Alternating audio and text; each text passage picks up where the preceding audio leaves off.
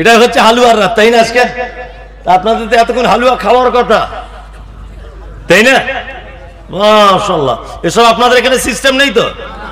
আমল, আল্লাহু আকবার, আছে হালুয়ার লোক কিছু আছে, থাকতেও পারে, তাই না?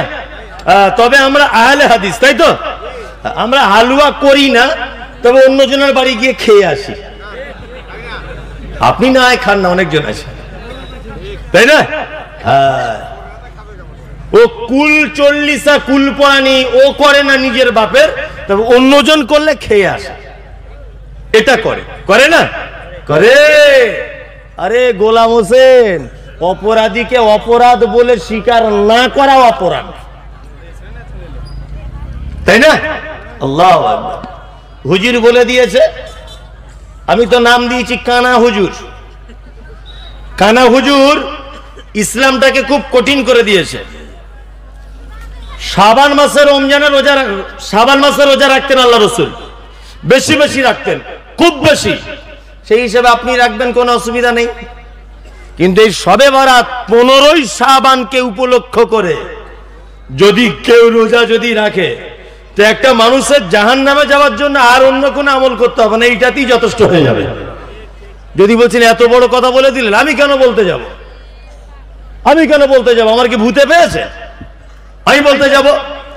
আরে রাসূলুল্লাহ বলেছেন, আল্লাহ বলছেন, ওমা আতাকুমুর রাসূল ফাখুযুহু ওমা নাহাকুম আনহু ফান্তাহু।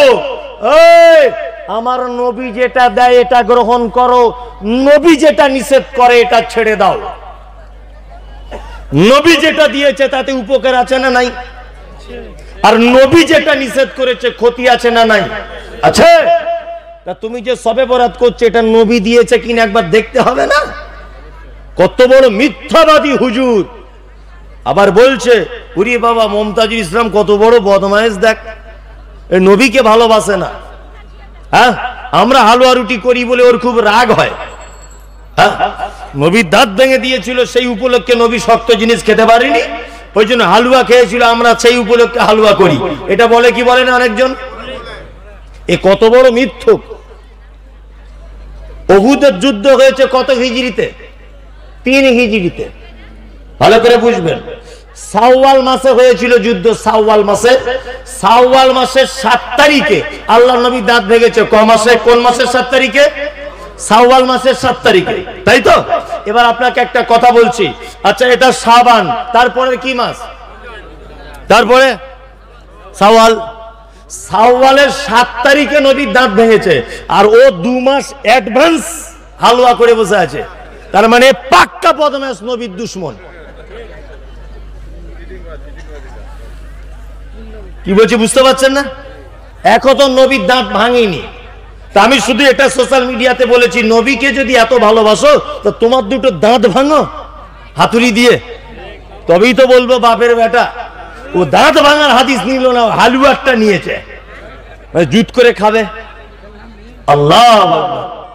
আর কানা হুজুর বলেছে যে এই দিন রাতে নামাজ পড়লে এক এক রেখাতে 13 বছরের গুনাহ ক্ষমা হয়ে যায়। আর ও ভাবছে টোটালে বাঁচবো তো 60 বছর, তো বেশি করেই পড়েলি। 3 দিন আগে দেখছি মসজিদে ইট দিয়ে কাতারে লাইন রাখছে। আমাকে বলছে একটা লোক ফোন করে, বলছে হুজুর আপনার মনে হয় জানা নেই, সেদিন ফেরেশতারা খাতালি আসে, রুজি রুটি বন্টন হয়, সেদিন যদি না যাই তাহলে বিপদ হয়ে যাবে। ওই জন্য আমি 3 দিন আগে মসজিদে ইট দিয়ে লাইন দিয়ে রেখে আসি।